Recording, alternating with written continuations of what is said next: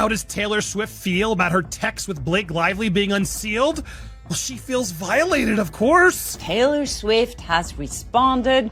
She is not happy. The stuff that she was whining about in these text messages as evidence of Justin Baldoni's just disgusting sexual harassment is so pathetic. Either she is the thinnest skinned person alive, or she was just trying to screw him over.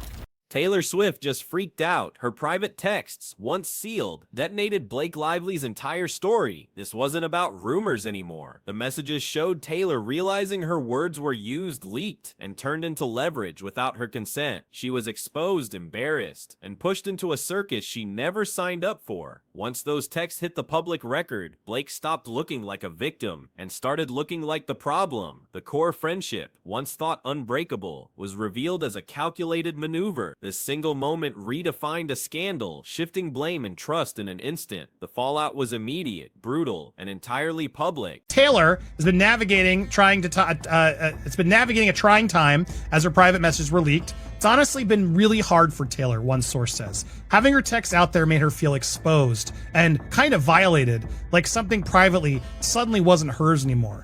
Taylor Swift felt violated, a word that kept resurfacing, having her texts, intimate friend-to-friend messages, suddenly out there for the world to dissect made her feel like something privately, her suddenly wasn't anymore. These were never meant for court filings or media breakdown. The instant they were unsealed, the narrative twisted. People weren't guessing Taylor's feelings. They could see them in writing, with dates, tone, and distance. This raw exposure, a breach of her most personal space, forced an immediate and drastic response. Her privacy was gone, replaced by public scrutiny. Taylor's circle is very tight. She values her personal space, and when things get messy, she shuts down fast. Changing her number was the cleanest way to do that. This was a full reset. She's in charge of who can reach out to her and when, and that's how she keeps her sanity in Hollywood. And honestly, Blake Lively let those private messages go anyway. That act alone was a friendship killer. The text revealed Taylor's slow dawning realization that she was being used, her name, her influence, her silence, even her song, everything was being positioned by Blake as leverage and private. Then Blake tried to act shocked when that leverage inevitably became visible. You simply cannot play innocent when the receipts show you moving pieces around like a chessboard, manipulating an ally for your own gain. This wasn't an accident. It was a calculated betrayal. I see both sides of it. It sucks when your personal information, your personal conversations get aired out, but at the same time, this is a court case and this is where we're at. And she's allowed to feel how she feels, and people are allowed to have issues with it because of what they've read. Taylor Swift did not come out screaming, post a statement, or cry to the press. When she feels betrayed, Taylor does what she always does. She shuts the door. Reports confirm she changed her phone number. Not once, but completely. This wasn't drama. This was a hard reset. A full reset of her entire circle. It's what you do when someone crosses a line they cannot uncross. She's now in charge of who can reach her and when, a strategic move to keep her sanity in Hollywood and reclaim control over her personal space. And at the same time, Us Weekly reports that Taylor Swift is having a hard time shaking off her private text with Blake being made public, and now officially a part of the controversial legal battle. Once those texts were unsealed, Blake's entire victim narrative crumbled. Her whole defense hinged on proximity to Taylor, on Taylor being an innocent bystander, pulled into Blake's drama, but the documents proved otherwise. Once Taylor stepped back, Blake was left standing alone. Documents stacked against her. This wasn't just a loss of public sympathy, it was the removal of her most powerful shield. Without Taylor's gravity, Blake's carefully constructed story started floating apart, directionless and undefended. The optics shifted catastrophically.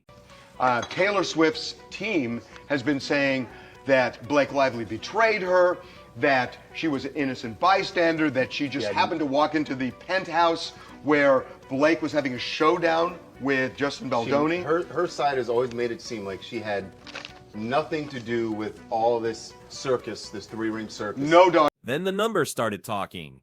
Over 9,000 signatures demanding Blake lose her producer mark flooded in.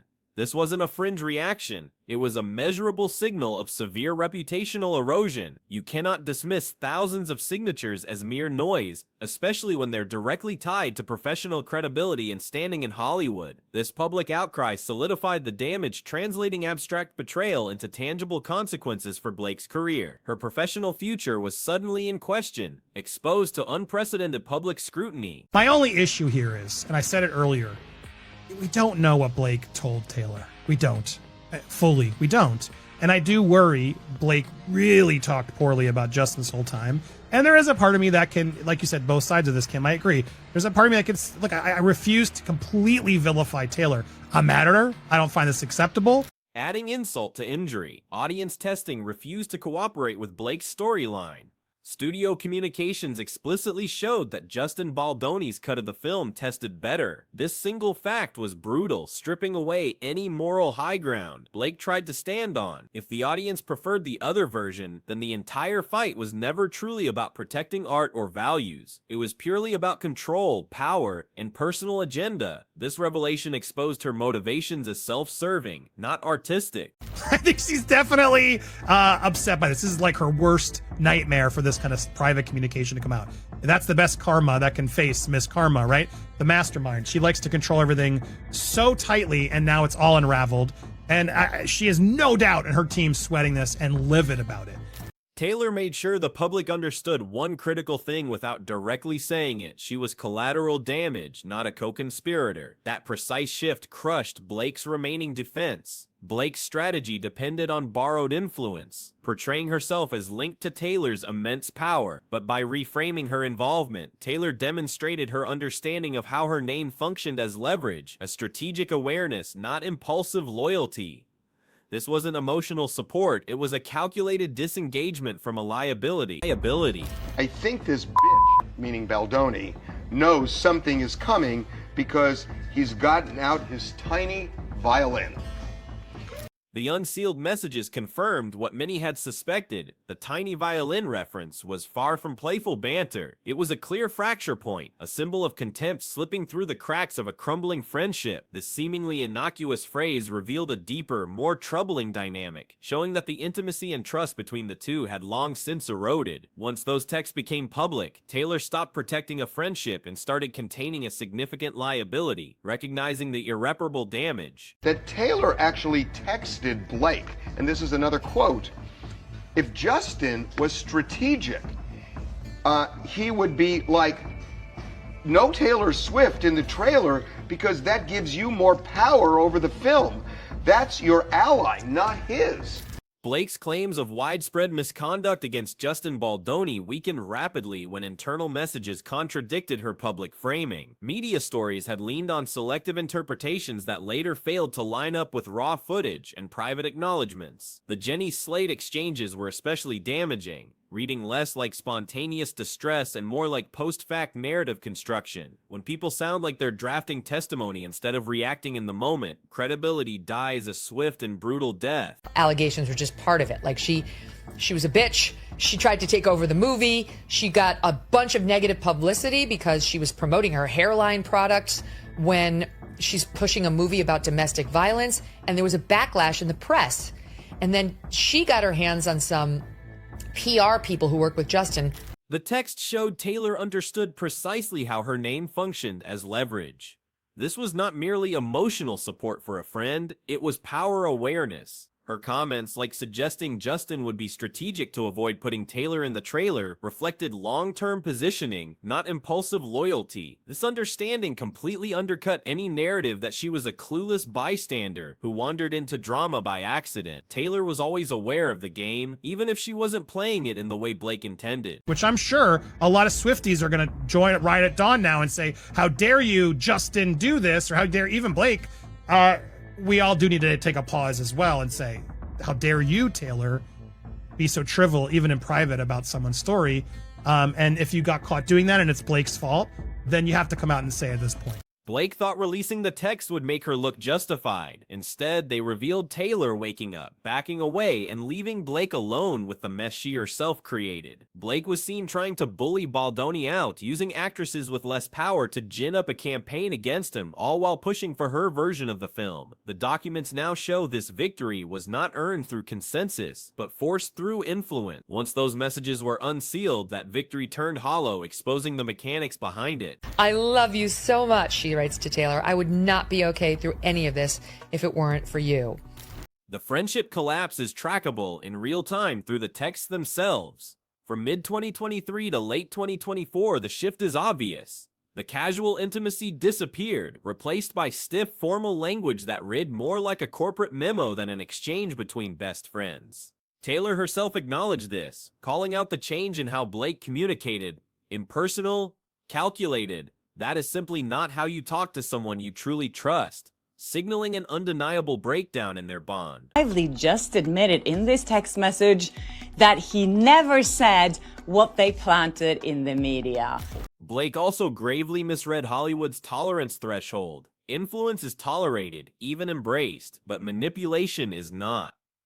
Once the text showed coordination and persuasion crossing into outright coercion, collaborators started seeing significant risk where they once saw star value. Risk, in this industry, is absolute poison. Those 9,000 signatures weren't just noise, they were public perception questioning producer credibility, and executives listen. Trust, once questioned, is rarely, if ever, fully restored. But what you see here is a woman who is determined to wrest control of the film from him, as Brian's alleging, who is doing her best with her A-list celebrities to push support for her cut of the film, which normally an actress doesn't even get, for her to kind of threaten Justin in some texts about her, her dragons. Early texts during the film's production offered particularly damning insight. Blake Lively asked Taylor Swift for help, referring to Justin Baldoni as the doofus director of her movie.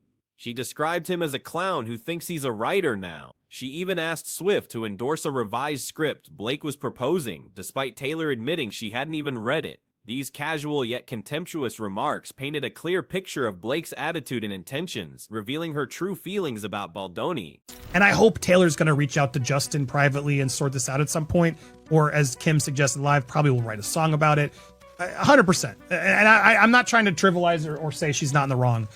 My only issue here is, and I said it earlier, public sentiment shifted dramatically. Swifties, often a fiercely loyal and protective fan base, did not mobilize to defend Blake. Instead, they disengaged completely. That silence spoke louder than any outrage could have. When Taylor's fan base steps back instead of stepping in, it tells you exactly where loyalty landed. Blake was simply not worth defending, a clear indication that she had lost the public narrative and, crucially, the support system she once relied upon. Then there's some earlier texts during the course of the movie where Lively asked Taylor Swift for help.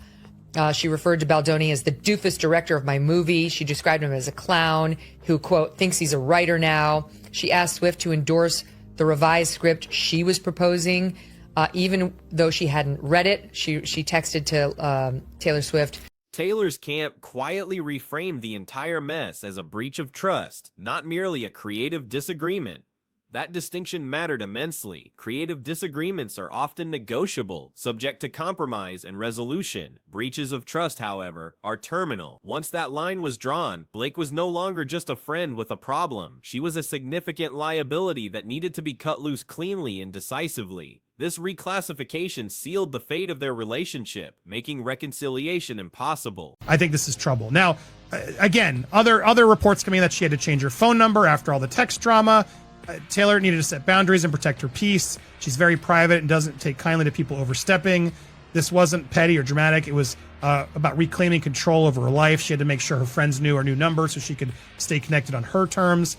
I keep coming back to how clean Taylor's exit was. No messy statements, no emotional essays, just pure distance. That alone tells you who truly understood power dynamics in Hollywood. Blake spent years trying to manufacture influence through other people. Taylor, by contrast, simply withdrew hers. One strategic move ended the entire game. She was frozen out without a public fight, which is often far more damaging than any loud, dramatic breakup could ever be in the public eye. It says here that Taylor has been navigating a trying time after her private text messages with Blake Lively were released amid the actress' ongoing legal battle.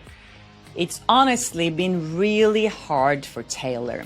Taylor's influence is not tied to one movie, one studio, or one project. It is cultural and financial, a force of nature. Blake, by contrast, hitched her entire leverage to proximity. She mistook access for ownership, believing that being near power meant she commanded it. This profound miscalculation is ultimately what ruined her.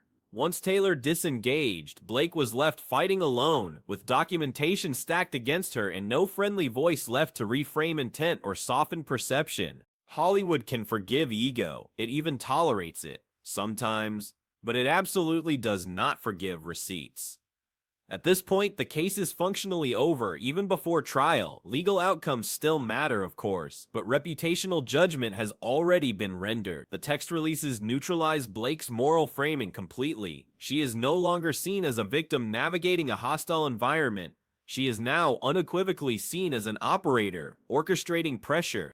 The May trial date hangs over everything, intensifying the stakes. There is no guarantee Blake avoids cross-examination fallout. Every text, every message, every name pulled into this mess becomes fair game under oath. And those names are not small. Multiple high-profile figures surfaced in the texts, amplifying exposure instead of offering cover. Each new name expanded the blast radius, ensuring that the legal battle would continue to be a public spectacle with far-reaching consequences. Blake's remaining defense relies heavily on reframing intent, but intent collapses when clear patterns appear.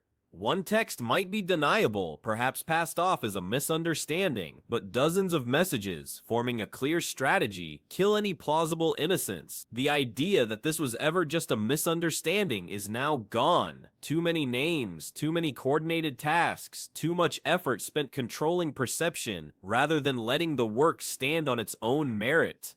She cannot outrun anywhere, ever. Hollywood watches how exits happen, and Taylor Swift exited cleanly, strategically, and with surgical precision. Blake did not. Her exit was messy, documented, and self-inflicted. That stark difference will follow them long after May, impacting their careers and reputations for years to come. Taylor emerged bruised but intact, taking a hit, adjusting and moving on. Blake absorbed the full reputational blast and had nowhere to redirect it. Studios and collaborators now see risk where they once saw star power, a shift that does not reverse easily. This collapse feels final, documented, and unavoidable.